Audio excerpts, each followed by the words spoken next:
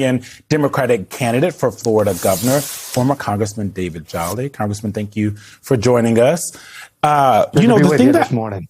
Thank you. The thing that I have found so interesting about your race and just Florida over the years is that Democrats have struggled in Florida to kind of get a foothold. And when I talk to activists that are on the ground there, what they tell me is there hasn't been a lot of investment.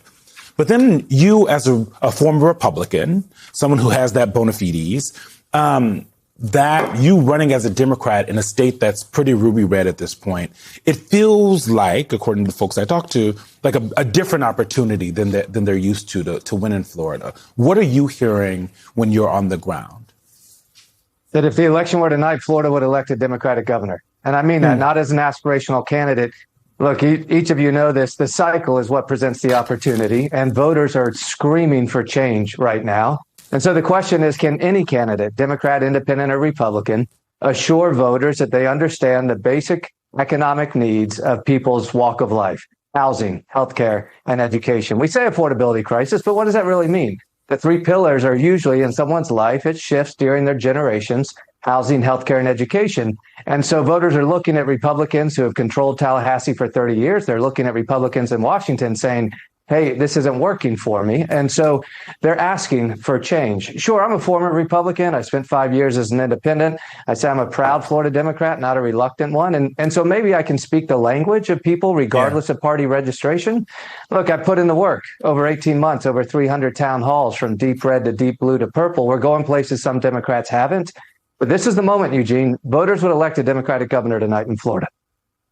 David, we have seen incredible turnout in Democratic primaries. That's right. And you certainly are going to need that in Florida to have any chance. When you look at the numbers, over the last 5 years, Republicans have built 1.5 additional Republican voters in Florida versus Democrats. And then your likely opponent, Congressman Daniels, yes, he also is outraised you 10-1. So how are you going to overcome that gap?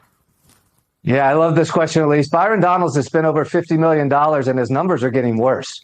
You see, sometimes there are candidates that the more you see of them, the less you like them. Ron DeSantis in Iowa being a perfect example. But let's talk about voter registration.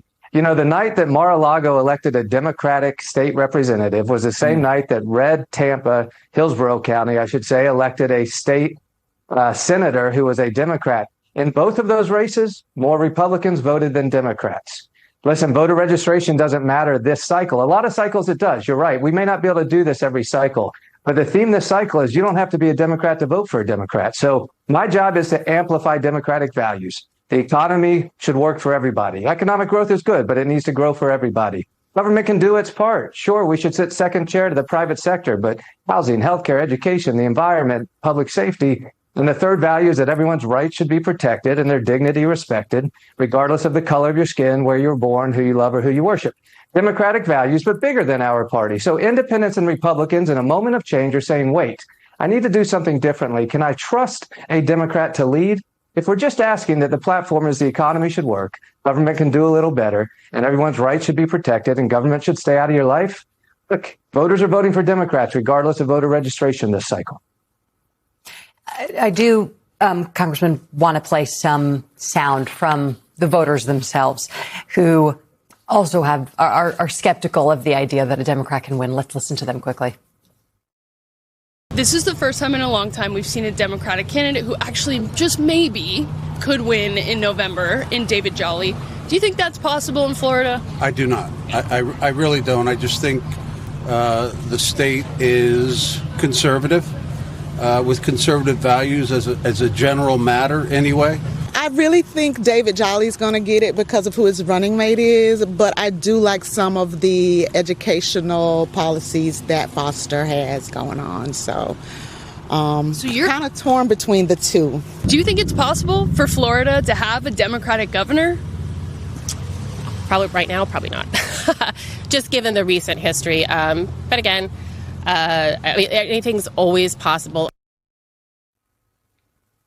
I'm just wondering, listening to those voters, if you regret becoming a Democrat and think you would have had a better shot of running as an independent or a Republican, an anti-Trump Republican? No, I found my home in the Democratic Party, and I didn't come into the Democratic Party to change it. I came into the party to grow it, which is the whole point of our politics. Look, there are three values rooted in the traditions from FDR to JFK to Obama. Yes, the economy should work for everyone. Government can do its part. Everyone's rights should be protected.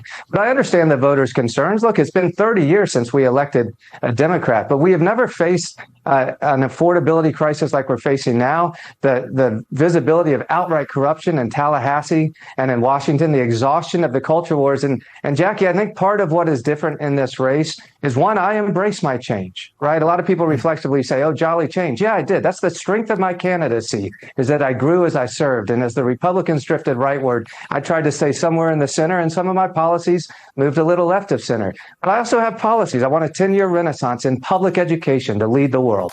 I think we should scale up the direct delivery of health care in all 67 counties using models that work that Republicans currently fund. And yes, I think we need a state catastrophic fund for homeowners insurance. We should scale up workforce and affordable housing so workers can live in the communities they work in. Republicans could do those things, but they won't. They're ideologically opposed to it. And so in this cycle where people are saying, look, housing, healthcare, and education are the three main things. Who's the candidate that's going to do it? We can deliver on that. And I would say, sure, we have a deeply flawed candidate on the Republican side who's known for two things. He's Donald Trump's guy, and he's been bought by every special interest in the state of Florida, from the Airbnbs to the utilities to the for-profit schools to the big tech data centers. Go down the list. This is a race between a candidate who's going to fight for people's personal economy or someone who's going to be owned by the same interests that have owned Tallahassee for 30 years. If the election were tonight, we'd win the race. Congressman, I want to talk a little bit more about the GOP primary. We can pull up the polling that we have here. This is real clear average of he has an average of 39 points, Mr. Donalds. And there's James Fishback, Jay Collins, Paul Renner, and then there's 30. I thought that was a typo. 31% of people are undecided in the GOP. I'm curious what you think about there's been a stench and a very public racism that has happened against Byron Donalds in this GOP primary. A lot of it coming from James Fishback. And as someone who has been in Florida, lived in Florida, when you think about how that seems to, at least online, been a large part of the conversation, does that match what's happening on the ground in the conversations you're having with voters when they're trying to decide between James Fishback and Byron Donalds? Because some of it's pretty disgusting. Yeah, there's been a lot of racist and anti-Semitic slurs occurring, particularly in the Republican primary. I was the only candidate to speak out against it, to be honest, as a Democrat. Byron Donalds' own competitors or primary opponents would not. And I think that's telling of where the heartbeat of some of the extremism really sits today. Look, it'll be heartbreaking if what we measure after Election Day is the fact that Byron's race played into this. It shouldn't. I would also make the case that we can't handicap how this turns out because Byron Donalds is reaching for history and being the first African-American governor of Florida, and perhaps that brings some crossover appeal as well. So we'll see how it shakes out. I'll tell you this, he's wrong on policies. Listen, his answer on most of the economic conditions of the people of Florida is, look, I'm going to pursue greater transparency, meaning you're going to be able to see why your life is bad. Not that he's going to fix it. I actually have policies to fix it, to improve housing, healthcare, and education. And I also think, look, there's a stench on Donald Trump right now. It's the 6th year of a presidency. I hope Byron Donalds brings Donald Trump to campaign with him. This is going to be one of those cycles where you ask, is the Republican nominee going to campaign with the Republican president? I think Donald Trump's going to inject himself into this race more and more. His numbers are plummeting. People are exhausted by it. And so, look, if we turn out our Democratic friends, if independents continue to perform as they are, and if enough Republicans say, look, this jolly guy, I understand that he left the Republican Party, but all he's trying to do is make sure that the government plays a role, playing second to a private sector that continues to grow the economy, that jobs should grow, we should access education, we should know where we're getting our health care, the water and air should be clean. Look, it's a governor's race, not a Senate race. We don't have to litigate the ideology of the national direction. It's about the responsible administration of the state of Florida. I'm telling you, folks, we're going to win this race. The polls right now continue to show that. This is not an aspirational candidate. Stay tuned this week for Tuesday night. Watch out. Democratic candidate for Florida governor, David Jolly, and good luck this upcoming week. Thank you.